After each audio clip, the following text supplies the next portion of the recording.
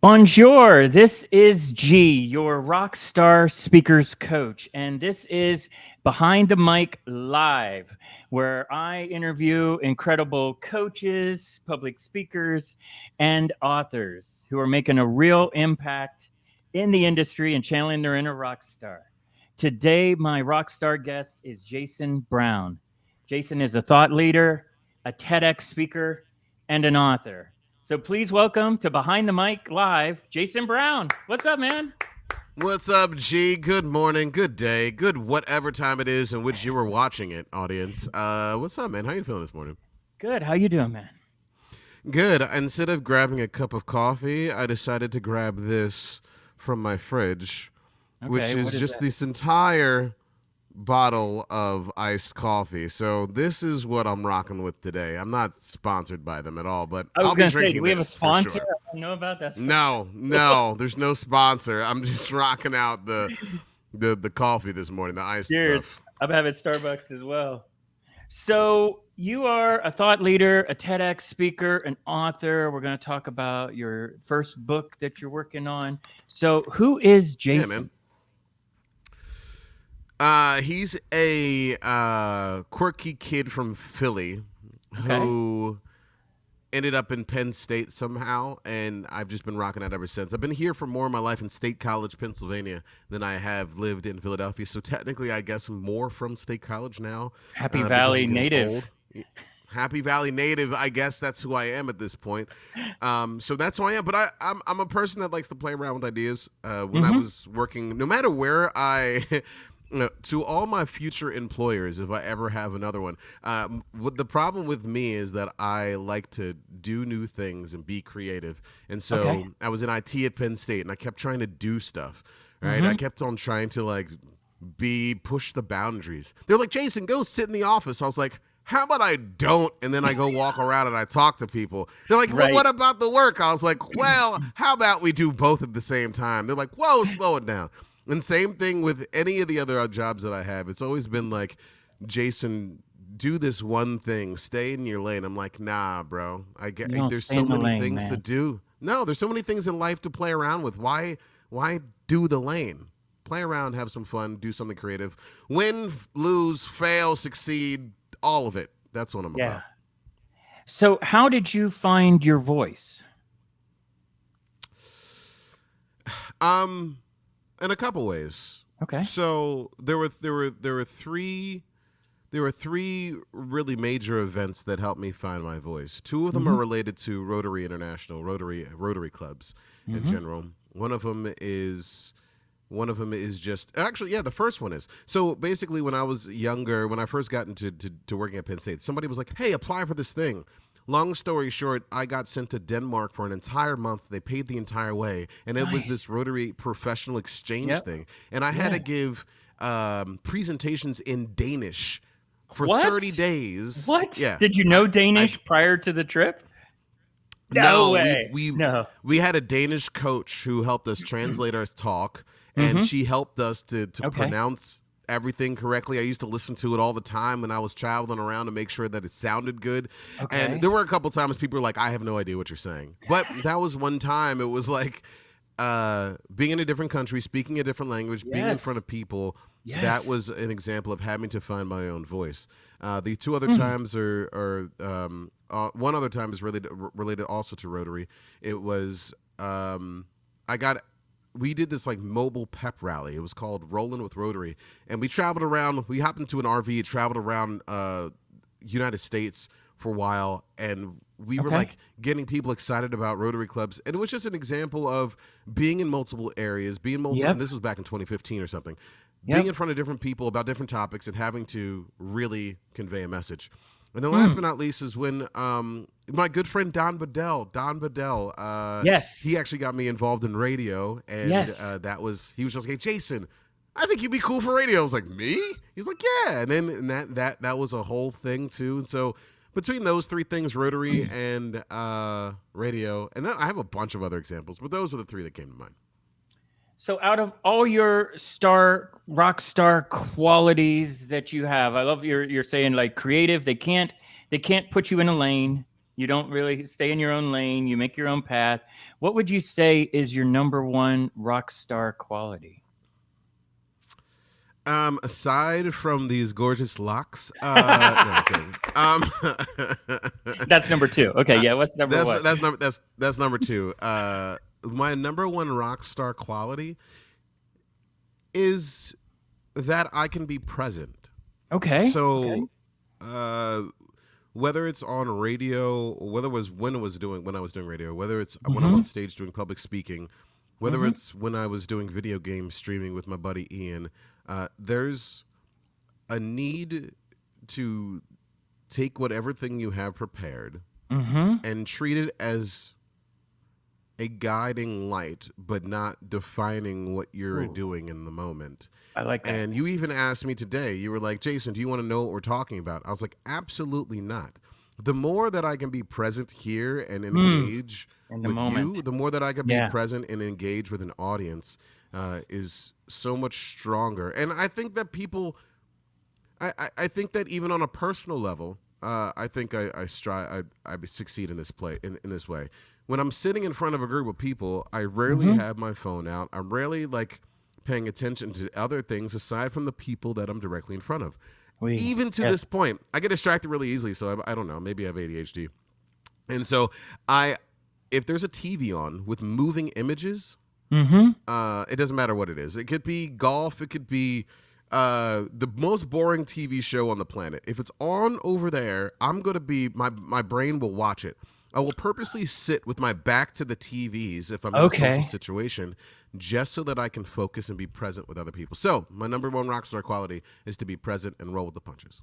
Being present. Okay. Yeah. So now let's talk about public speaking. You have this background in radio, so you've obviously been really comfortable with going on the mic and broadcasting to hundreds of thousands of people. And but when you go on stage and you're Yeah. presenting to a crowd, and we're going to talk about the TEDx coming up. How do you prepare for that? Do you have any tips or techniques for public speakers who are preparing to go on stage? So the TEDx Mm-hmm. process is much more involved. So Okay. I'll just start with talking about what it's like to prepare to go on stage first, Okay. Okay. and then we can dive into the TEDx stuff if you want Yeah. to. Okay.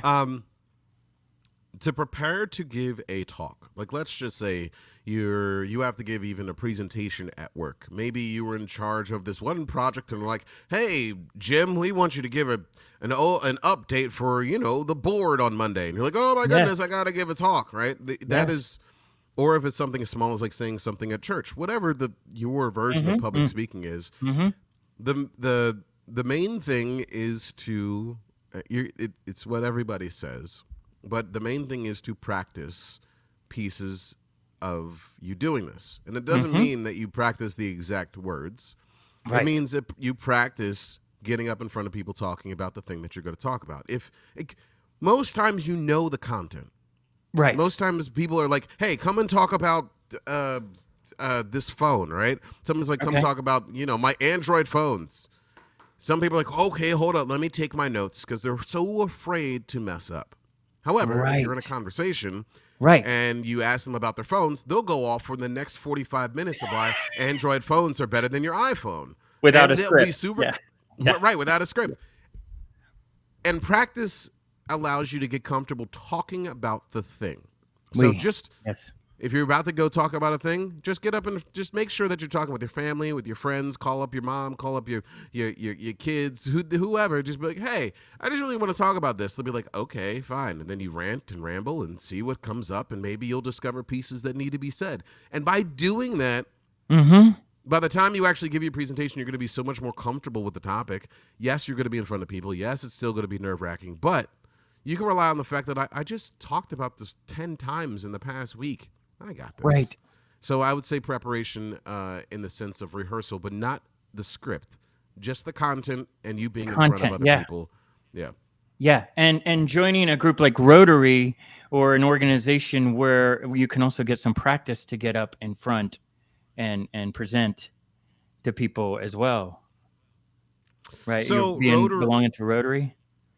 yeah, so Rotary doesn't necessarily mean that you're going to have to get up and talk in front of other people. So like Okay. Toastmasters is the group that if Toastmasters. you Yeah. want to do public speaking, you go Hmm. into. Rotary is a group that more connects people to service and Okay. connects people professionally. So if you want to give back to your community, you want to possibly like network with business, you hop Hmm. into Rotary. If you want to Okay. work on public speaking, you hop Hmm. into Toastmasters. Right. That being said, I've done a lot of public speaking in Rotary, but I don't think that that's a common path for most Okay. people. It's just Yeah. that they're like, oh, Rotary is mostly white in America. So they're like, oh, Jason's black and he can talk on the microphone. Let's invite him, right?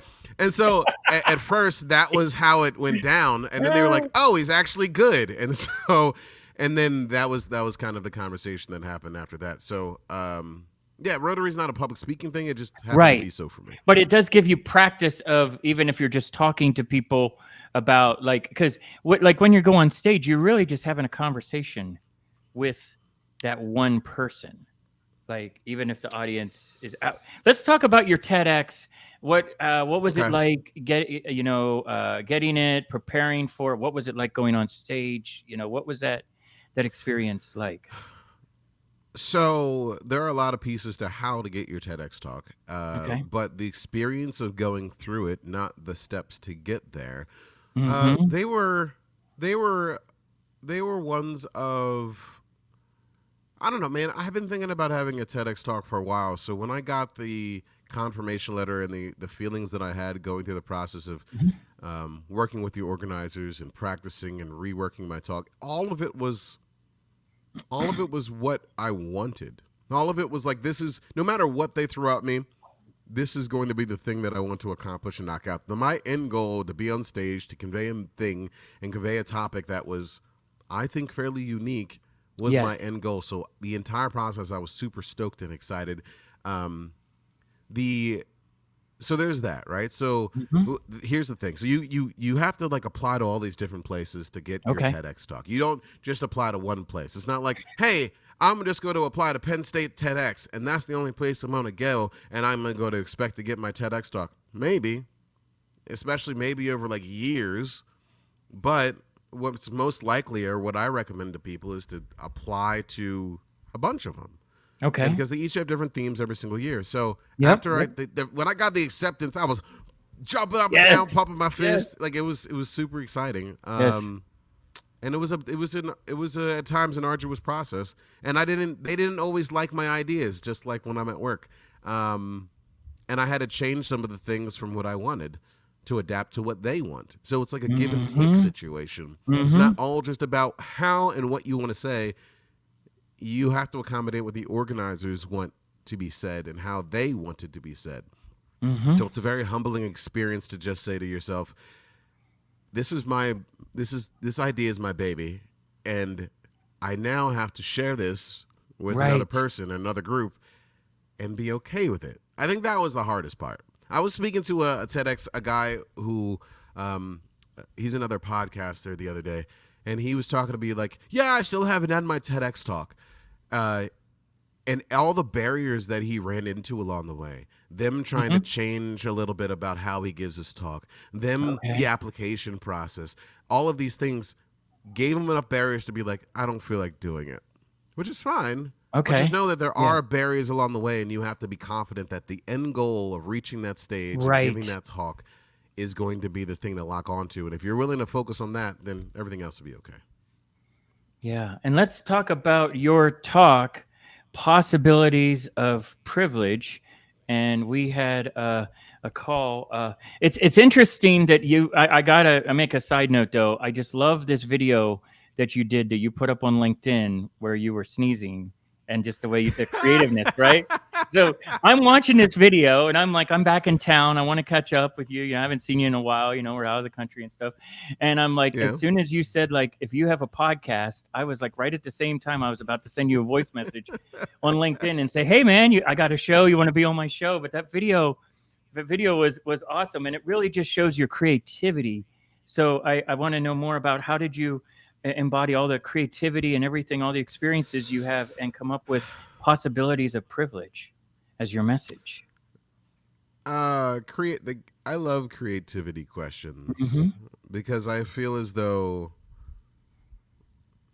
a lot of things in our lives encourage us not to be as creative as possible. And Yes. so when we have a chance to play around with ideas or Mm-hmm. concepts or colors or music Mm-hmm. and break outside of the box and not be confined, a lot of things are possible. Not even talking about the possibilities of privilege, but there's so many cool ideas to tinker around Mm-hmm. with. So just from a very basic point of view, I'd say the way that I tap into creativity is to not hop into it with any limitations. Oh, And okay. that is a Okay. very and that has to be very intentional. So I'll give you an example. So my mom, she was a music teacher in the Philadelphia school system for 35 years. And Okay. she was also a music teacher. Mm-hmm. Um my mom is really good at the piano. She's one of the people you can place almost any piece of music in front of her and most likely she'll be able to sight read it. If she can't just sight read it and start playing this really complicated piece, she can figure it out very quickly on how to play that Mm-hmm. complicated piece. Mm-hmm. My mom is very like, here's the you give me the notes, I'm gonna play the notes. That is my and it's creative because she can add her own little styling. That is, she's in that lane. What's Mm-hmm. difficult for my mom is to say, if I ever said to my mom, hey, write a song with me, Okay. the unstructured part of creating a song is Okay. outside of the lane that my mom is in, and she struggles with that because she's like, oh, everything is going to be wrong, everything is not going to, it's I need the structure. Structure. And Yeah. I'm Yeah. still waiting for the moment where my mom just trusts me and says, okay, let's make a song, because I know from listening to what my mom likes, where she gets inspiration from, whatever we would create, it would be absolutely phenomenal. And every time I go home, I'm like, hey, mom. And I'm slowly like chipping away at it. And I think eventually soon that we will. And I firmly believe that when my mom is able to tap into her creativity and she Mm-hmm. allows me into that very vulnerable space, something really Yes. awesome will happen as a result. And that goes back to how I approach creativity for myself. Mm-hmm. Sometimes it seems super intimidating to say, hey, play around with public speaking, play around with podcasting, play around with writing a book, play around with these really weird Right. ideas and see what happens. I could have done any topic for the TEDx talk and gone after it. But Right. I waited until I played around with ideas enough and I was great enough where I kept coming to people and be like, what do you think of this? And they're like, I Right. never thought about it that way. Oh, I finally stepped outside of my box, locked onto something, and was like, this is a Yes. really cool thing. And then I focused in on it and I honed in on it, and that's where all my Yes. energy went. And it's still there. And I will do that. And I already have the next thing in my brain of this next cool topic that Nice. I don't think anyone else is talking about. Right. But it takes for you to get outside of your comfort zone, to trust your own creativity and where Mm-hmm. life is going to take you, where your brain is going to take you, where your heart is going to take you, and then dive into that. So one day I'll make a song with my mom and I'll be able to showcase exactly what this means. But until then, I have a little bit more work to do to make her more comfortable about that process. Wow. Yeah. I mean, I think, well, my background working in the music industry, I saw it from both sides. There's like, I mean, Elton John, Bernie Taupin example, right? Bernie Yeah. writes all the lyrics, Elton writes all the music. There's other musicians, I've worked with that they write the song first and they don't have any idea of the lyrics. And then sometimes they write the lyrics in the song. So I think I'd love to see the creativity between you and your mom because, yeah, having that structure. I worked with a lot of musicians that have that structure, especially in Nashville. They use a chart system. They're like, I can play any song out there. Just show me the chart, which isn't even notes. It's just numbers, chords on a piece of paper. And they don't have to know that that's the Nashville music scene. They don't have to know anything about the artist. They don't have to know anything about the song. They're just reading the chart, but yet their creativity comes through. You know what I mean? So it's like different levels of creativity. And I want to know how, But out of all the real quick, subjects, go ahead. I want to speak to Yeah. that though. So I'm not knocking the creativity of my mom being able to take a piece of music and then play it and Right. find her unique way of doing it. What I'm saying is that by stepping out of your comfort zone to play around with things outside of what you're familiar Yes. with will allow you Yes. to tap into areas of creativity that you have not been before. And that to me is the strongest thing to focus on. Yes, you're probably really cool with what you do, but if you want to deepen your level of creativity, get Yes. uncomfortable with it and find something on the other Yes. side. I just wanted to clarify that. Yes, yeah, that's the thing, and then thing is, like, we talk about this in the music industry. The X factor is, I talk about this in the coaching too. None of these artists sat down and said they're going to write a hit song. They just wrote a song, and it just turned into. So it's like when Yep. you are creating your message. I want to talk more about possibilities of privilege, your message, and I want to talk about what can we do as human beings. How can we use possibilities of privilege for a greater good? So, to give a little bit of background, the Mm-hmm. possibilities of privilege is an Mm-hmm. idea from the TEDx talk. And I love the reason why this topic came up is that somebody asked me to give a talk on like DEI topics at a conference. They're like, "Hey, Okay. Jason, we don't have a DEI speaker, a diversity, equity, and inclusion speaker. Could you fill that gap?" And I was like, again, like, all right, fine, I'll do it. Yeah. Yeah. It's just one of those things that's like it's Mm. sometimes people are just checking a box of trying to accomplish certain topics, but they don't care what you talk about. They just want to check a box. And so I Okay. said, okay, fine. And I sat and because I kept getting asked to do this, I was like, what about this topic? What about this topic of diversity, an angle in diversity, equity, and inclusion, Mm-hmm. um, is an area that is not explored often? Privilege came to my mind Okay. after thinking or reflecting about my life. And then I was like, well, privilege is one of those things that is just like a lot of other words. As soon as I say it, people get really defensive and they're like, well, no, there's no privilege here. And I'm like, okay, wait, hold on. Let's play around with this. And so I began to think about just how backwards it is that we're afraid of talking about the privileges that we have. I'm not talking Mm. about certain races. I'm not talking about certain genders. I'm talking about Mm-hmm. all of it. Some Right. people call it blessings. Some people call it gifts. Some people call it Mm-hmm. I'm grateful for these things. Whatever you want to say, like Mm-hmm. there's different ways of saying it. But at the end of the day, all of these things offer us abilities and opportunities, which are called privileges. So Right. if we reframe and not be afraid to be like, I am privileged in A, B, C way, then we can use those privileges to Mm. empower and improve ourselves and the communities around us. And for those that are familiar with Myers Briggs or Clifton Strengths, or I don't think it's called We. Strengths Yeah. Finder or whatever they call it now, those things are like, here are pieces of your identity and your personality and your character traits. And they say, hey, take these, work on them, develop them, and you'll Mm-hmm. become even Mm-hmm. stronger as a human and you'll be more effective in the workplace. And to me, uh, privileges operate in the same way. If Mm. you know that you have if you know that you are a little bit more creative, that's an inherent ability that you were born with. You have the privilege Mm-hmm. of being more creative than possibly other people to stay on brand with what we're talking about. Maybe Mm-hmm. you have certain equipment. You have a really nice microphone. It looks like you have a really nice porch and there's trees. You live in an area where there's trees and whatnot. There's a certain privilege of being around nature and also having the ability to Yeah. buy and have Yeah. certain technology. Yeah. What is now possible as a result of having this? Yes, it could all be just helpful to you. Mm-hmm. Gee, but maybe there are Mm-hmm. other opportunities to use those privileges to help other people. And my thought process is if we focus in on this and we kind of make a little mini list and we start with a little mini list and start thinking about ourselves and other people, I think we will greatly improve ourselves and others and our communities as a result of it. Right. And I mean, an example of having privilege is like, I mean, in a way I look at it is having a show like this, having it's equivalent to, having a show on LinkedIn or a podcast on Spotify or anything. You're able to take your message and reach a much greater audience. And that's what writing a book does as well. So I want to know more about what's going on. What can you talk about? I know you're still in like negotiations and all that, but I want to know more about your book, Possibilities of Privilege. And I also want to talk about pop because we talked about this when they watch the TED Talk, they'll get what I'm saying. I love it. We talked about it off camera, but I'd love to know more about the book and Uh, pop.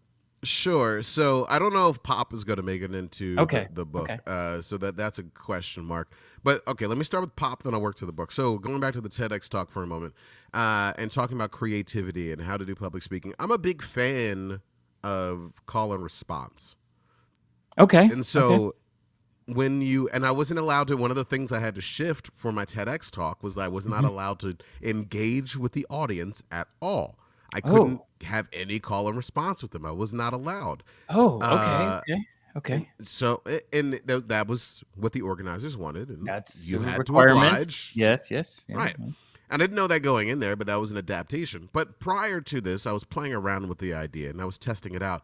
So I Mm-hmm. was trying, and in development, I was like, how can I make this relatable and give this something somebody can remember? That's simple. And so the possibilities of privilege, POP. And I was like, okay, what is pop? And I was like, what about those little plastic things that you pop and like that you package with? I was like, no. What about bubbles? I was like, no, that's not. There's nothing there. That's not memorable enough. What's something super common? And that's one of the other things that I try to do in my talks is integrate Mm-hmm. the theme that is super common or things you have every day to remind you of the talk, Right. or that you're familiar with saying. So I was like, what about pop? Like soda pop. And I was like, at first, I almost gave up on it because I was like, some people call it soda, some people call it pop. It's a very colloquial thing. Maybe that's not going to work.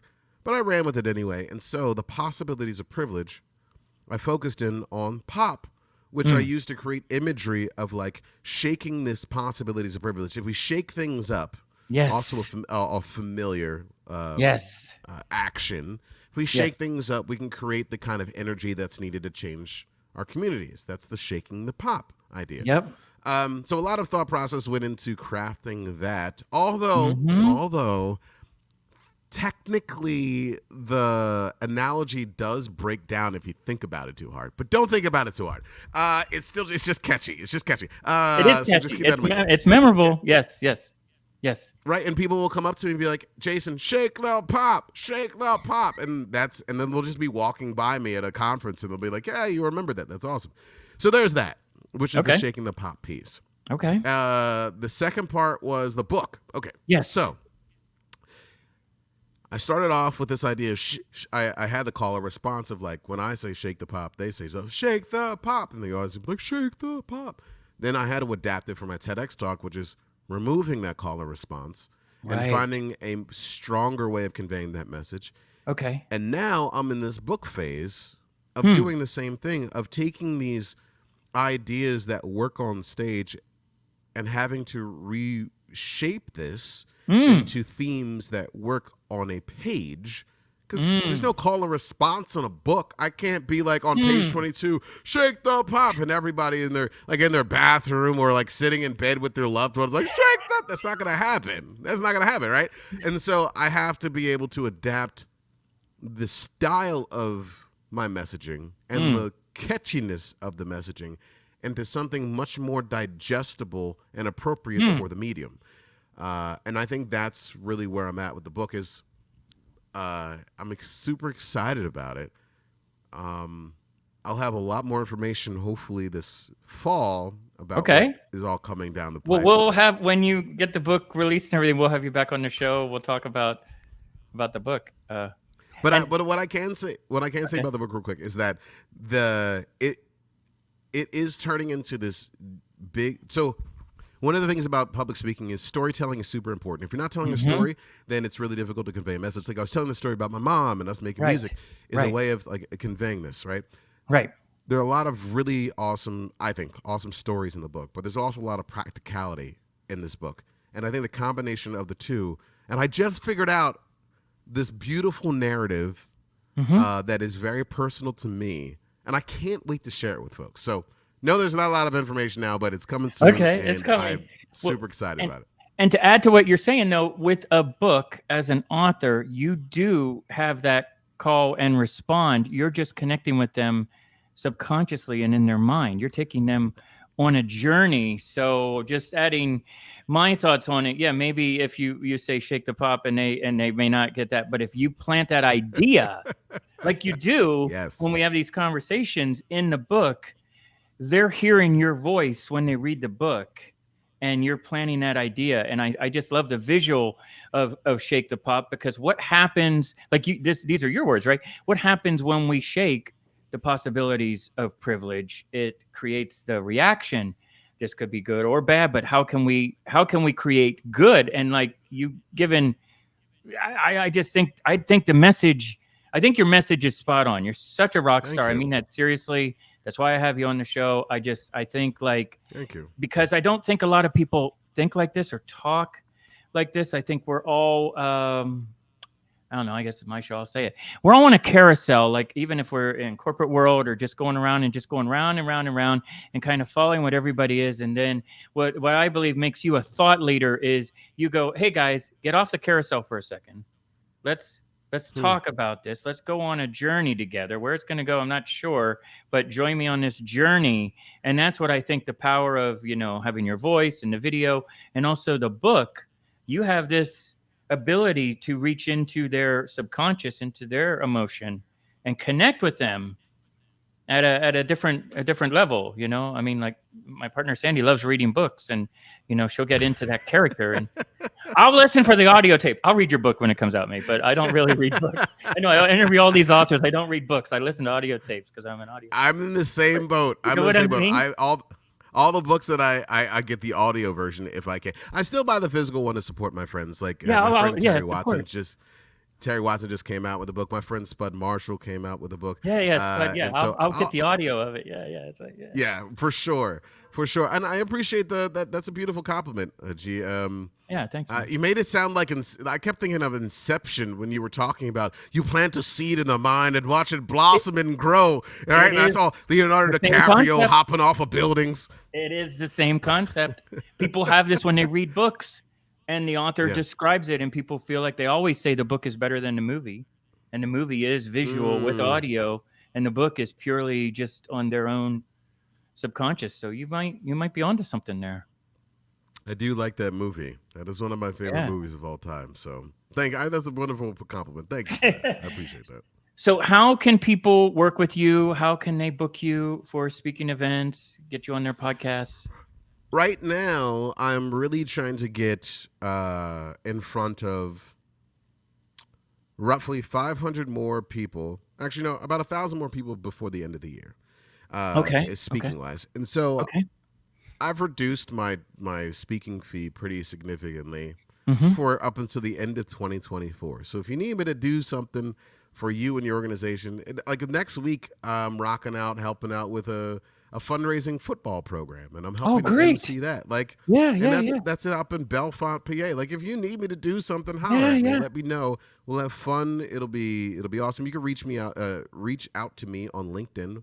You can hit me up on thejasonbrowne.com or everything at the Jason Browne, Brown with an E. And you can connect with me there and just let me know what you need, and we'll figure something cool out to do. Know that we're going to have fun, and probably it'll be a little spontaneous, and that's part of the process of not staying in the lane. What else can we play around with? Yes. Although I will say that, just like in my TEDx talk, if I can't do call and response, fine, I won't do call and response. Well, another way people can work with Jason too is a lot of my audience is, because we lived in Europe for a while, is Europe and the UK and even Australia, and New Zealand. We got friends that are watching from there. You can book You use Jason. the word mate. You use the word mate, and I Mate. noticed that, and I was like, well, I that picked either that up comes in, from in the UK a long time Yeah. ago, and now I say we because of French. I don't really know French. But my point is that you can be booked on their Zoom calls, their conferences. There's ways you have the potential to reach people all over the world right there from your studio. So that's another That's option true. that people can, and really get that message out on a global scale. So Yes. yeah, well, So hit me up online, and we can do yeah. something fun. If you want something dynamic, I got a big green screen studio. We'll have fun. Nice. If you want to do Okay. something Yeah. digitally. We could do an So. Inception thing, and if I put Inception on the green screen. Here, there's There ideas it for the is. next video. Call Chris Nolan. G, Be like, can I do this? G, I have a question for you. Yeah. What is one of your biggest rock star moments for yourself? One of my biggest rock star moments. Oh man. Oh, that's hard to think about. I would say probably walking into a stadium on night one to mix a show for 100,000 people, and it was the very first show of the tour. It was the Jonas Brothers tour. I was with the support act. It was Wow. Dallas Cowboy Stadium, and we had like a couple weeks. I just got hired like 2 or 3 weeks before the tour. At this date, it was still the biggest tour. We were as big as U2 was the only bigger tour. 22 buses, 20 semis, a jet, more security, more catering. I mean, it was the highlight. I mean, working with Aretha was the highlight in terms of musicality, but in terms of like pop production and just a massive city being moved, it would be the Jonas tour. And I walked and I was a tour manager in front of house for the support act. And I walk in and I go to mix 100,000 people at the Dallas Cowboys Stadium, the biggest show I've ever mixed in my life. And I was just like, this is make or break. You know how it is in radio, how it was in the music business. You get one show, you do great, you work the next show. You don't, you're fired, you're sent home, they got someone else. There's 10 guys lined up behind you to take your job. So I walk up to the board, I'm doing sound check, and I'm like, normally when we do sound, we walk around the venue and kind of hear what it sounds like. And I'm like, how the hell am I going to walk around a stadium and listen to what 100,000 people are hearing? And the systems tech from Claire, who was with me, says, "You've mixed arenas before." Yeah. It's like, just think of it as an arena. The sound system is fine-tuned so that if it sounds good where you are at front of house, it sounds great everywhere. Don't spend your sound check walking around, seeing what it sounds like in the front row, trying to go up into the seats. Just focus on the mix. And it was the first show. It was the best show, my best show I've ever mixed in my life. And it was just that pressure of like, okay, and I think, and that's what I do with the coaching too, is that if you're going on stage in front of 1,000 people or 10,000 people, if you just focus on that one person. So there's my coaching. But I want to know, who is your favorite rock star? I have one that's a really dope story. Okay.